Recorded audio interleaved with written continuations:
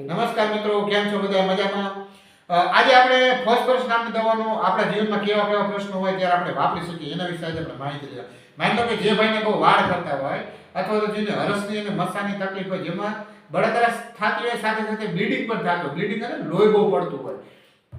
એ સિવાય માની લો કે જે અમુકને ખબર એવી ટાંકી હોય કે તાવ આવે ને એટલે નકરું ખાખાત કરેલા ખાઉદરો તાવ આવતો હોય. એ સિવાય માની લો કે અમુક દુર્ગંધ આવતી અથવા એવું લાઇટ ટચ ઓર્ડર આમ એવો પ્રકાશ કે આ એવું આવે તરત એને આમ તરત માથું દુખવા માંડે અથવા માઇગ્રેનના જે આપણે ટ્રિગર આપણે જોયા એ માઇગ્રેન એટલે આધાશીશીનો દુખાવો વધવા માંડે જોરદાર એવી સુગંધથી એવી વાસથી.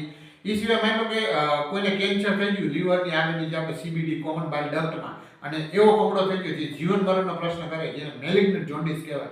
આ મેલિગ્નન્ટ જોન્ડિસમાં પણ આપણે ફોસ્ફરસ નામની દવાનો ઉપયોગ કરી શકીએ.